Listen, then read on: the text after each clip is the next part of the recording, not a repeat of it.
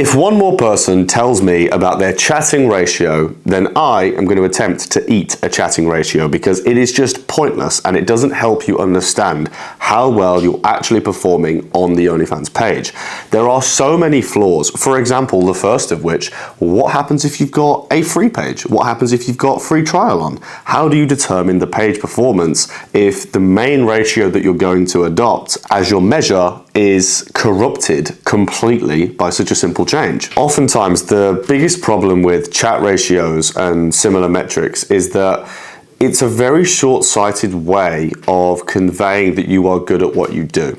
Okay, because in a matter of 24 hours, you can convey that you are amazing based on overselling to somebody that you then under-deliver on, selling customs that can't be completed, selling dreams that aren't going to be fulfilled, which I understand is all part and parcel of the online chat business, but ultimately it isn't a way to build a big page, it isn't a way to build a big brand and so on. I find the people that advocate for these crazy ratios are oftentimes people that have the short-sighted approach.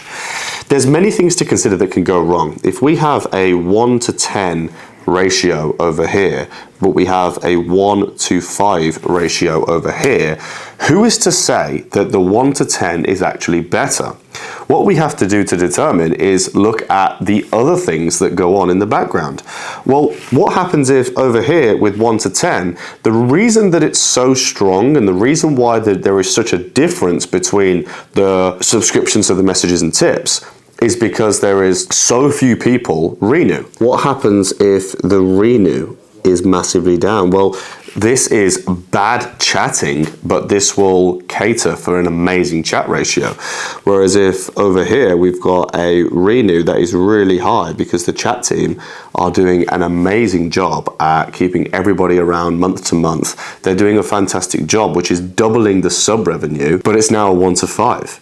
They're making more money for the page. And oftentimes people are charging, chatters are charging based on the message and tip revenue. So they're actually probably making the creator money that they're not even invoicing her for. So as far as judging chat performance, they're doing double as well in some ways as these guys over here with the 1 to 10. But they're penalized by the way that we measure chatting ratios as being half as good. What happens if the people achieving the 1 to 10 are doing so at a risk of chargebacks? How does that affect things?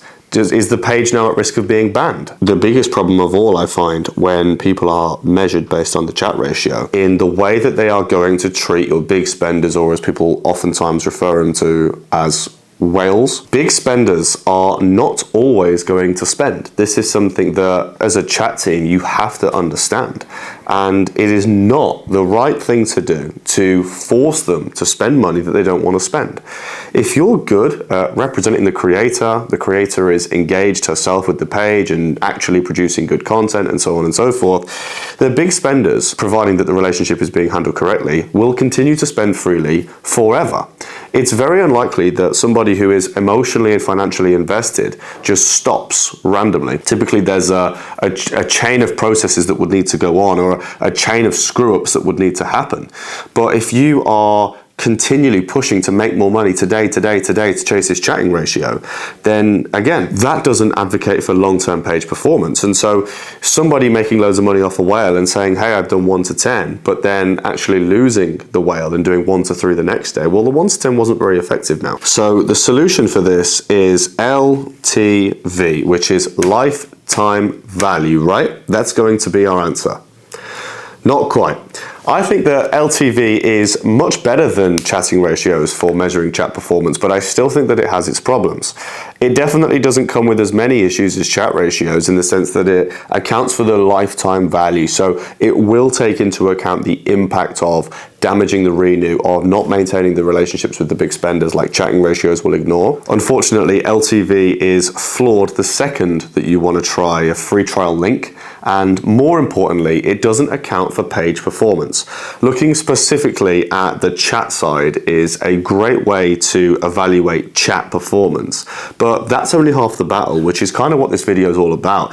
It's not the main metric to look at if you want to have an overarching understanding of how your page is performing, which is what we should do. Too many agencies and creators are just focused on what they make in chat. It's how many followers do I get and how much money do I make in chats. They almost judge like how many followers and then the chatting ratio. But there's something that's in the middle there that is just not being accounted for, that is hugely impactful on how much money you make. We want to be measuring RPV, revenue per visitor. And the reason why we should be looking at this is because it gives us the 360, it gives us the entire perspective. We can look at, from the number of people that check out the profile to the number of dollars that we make, where are we doing well, where can we troubleshoot and improve, and that is what it's all about, because what gets measured gets managed, and for as long as you ignore profile conversion, you probably won't improve it. Now here at TDM, we actually have a little bit of a tree where RPV is measured every single week by account managers, and depending on how well they've done or whether we have it in our pre-decided categories as good or bad, we are able to double down on things that are going well or fix things that are doing poorly. You can almost always evaluate why your RPV is good or bad, and oftentimes it relates to the strategy, which you can use LTV to measure if you like, and the profile conversion. So if, for example, we've decided that a good RPV is, for argument's sake, $1, and we are comfortably above $1, then what it's important for us to do is understand where that actually comes from. So are we generating a lot of revenue per visitor because we're just converting so many of them into paying subscribers and we're automatically guaranteeing an LTV of $3 based on them subscribing to the page? Or is it because not that many people are subscribing, but when they do, they spend a bunch of money and the LTV is crazy high?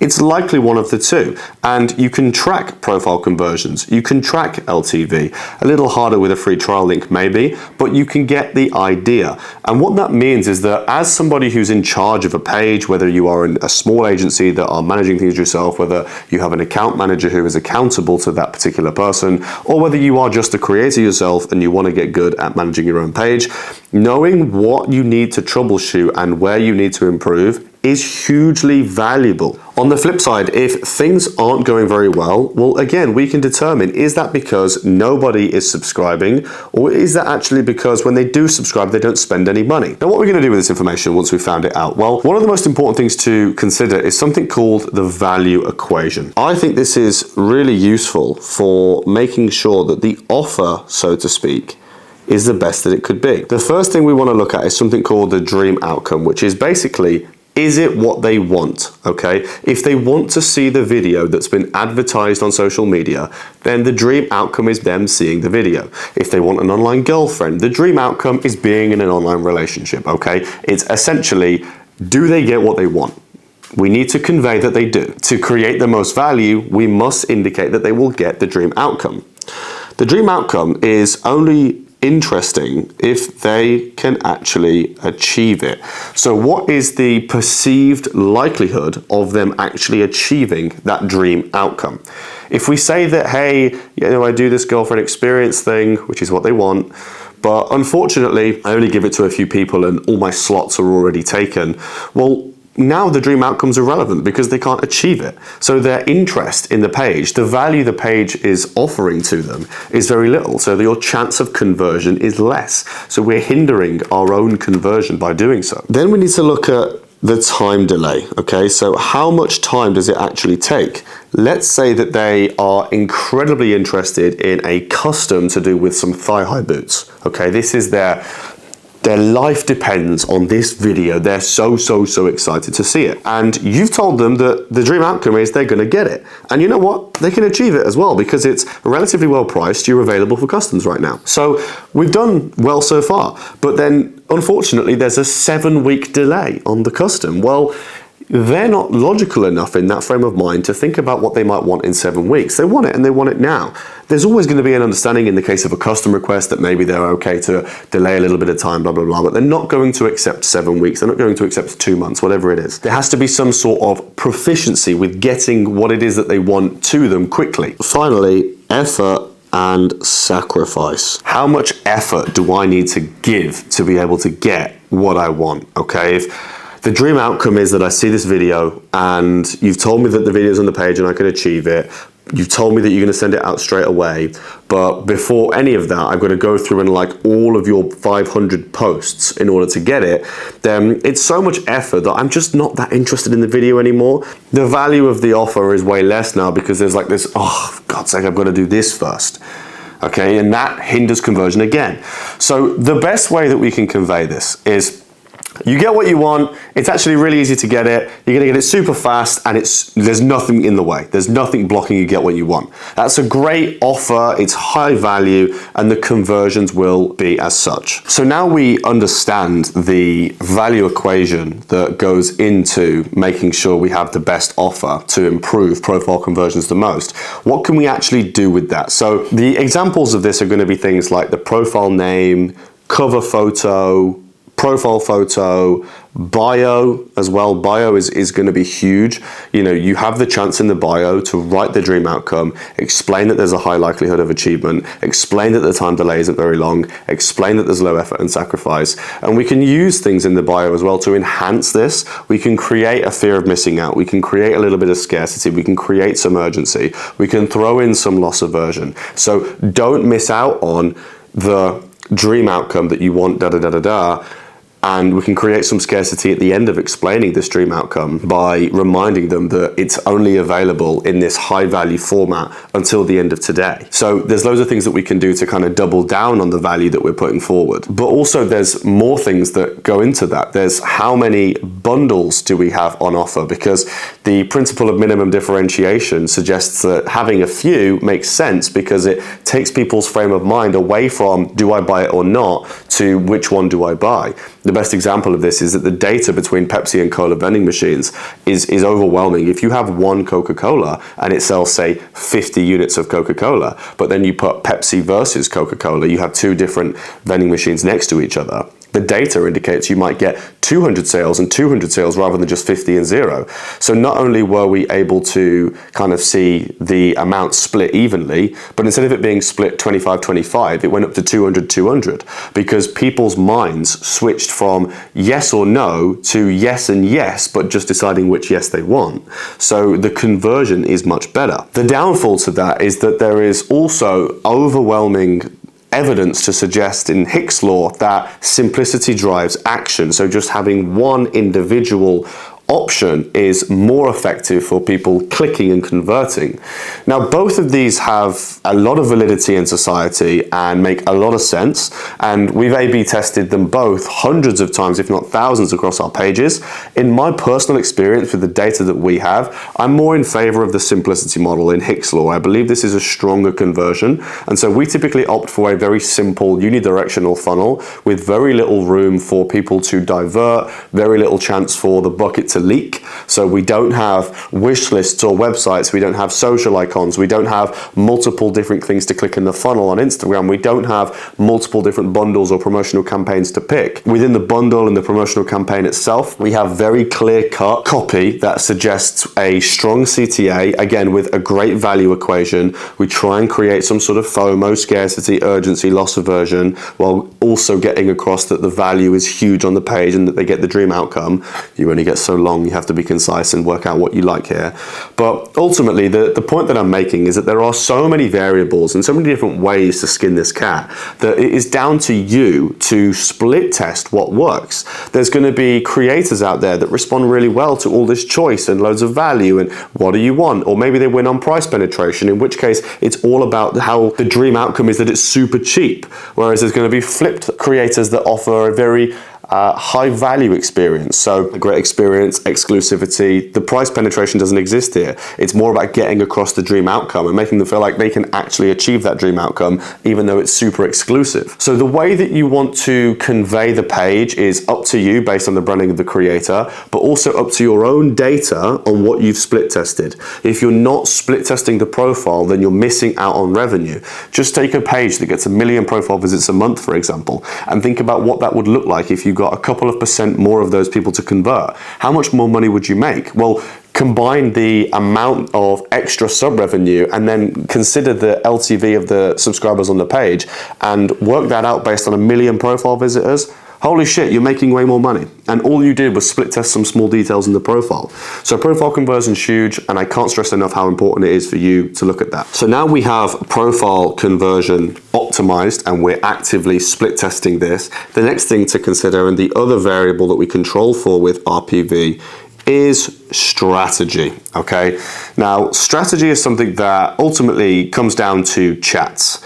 How well are you handling the actual engagements with the customers? How well are you running the page once somebody is subscribed? So what kind of things are on the feed? What kind of mass distributions do we have? What kind of one-to-one messaging techniques do we use and strategies do we have there?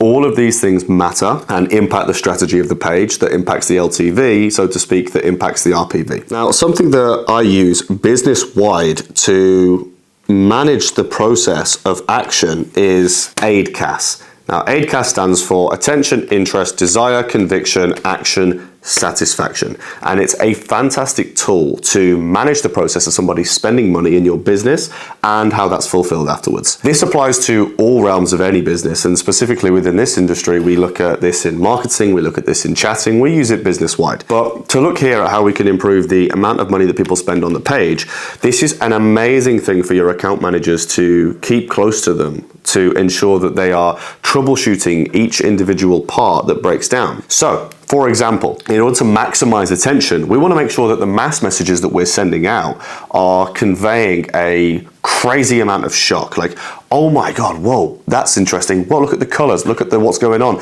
the provocative nature of the pictures, the crazy engaging text, the sirens, the emojis, the caps. These are the sort of things that just make somebody stop scrolling or somebody click or somebody think, what's that? That's all about attention, and that's the first thing that we can measure. If people aren't reading what you say or people aren't stopping scrolling on the feed to look at your stuff, then you can almost bet that your first problem and where you should troubleshoot is you aren't garnering enough attention. Up next, we have interest, where now we have the eyeballs. It's about making those eyeballs kind of interested in what we do. So it does what it says on the tin. Make them interested in you. Now we can do this by reminding them that there's this behind the scenes content, or just getting across more personality, or letting them see things that maybe they haven't seen much of before. So like a USP would interest somebody because it's new, different, unique.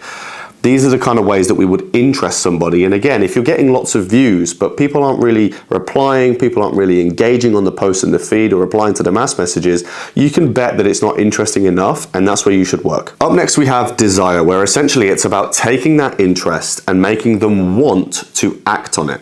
So if, for example, like earlier in the video, we mentioned the thigh-high boots, okay? The attention would stop them scrolling to see it. The interest would go, oh, wow, I like that. The desire would be them finding out that it's actually available for them to purchase it. It would be building a little bit of rapport. Maybe you doing a little try-on, maybe you showing the different ones that you have, or maybe it's more just about the unique selling point of these specific boots that you have that nobody else does. The desire is the art of being able to take interest and making somebody want to act on it. Up next, we have conviction, which is all about giving them that inner drive and belief that it's the right thing to do to go through with it. Okay, so in more common business terms, this would be things like testimonials, this would be things like reviews.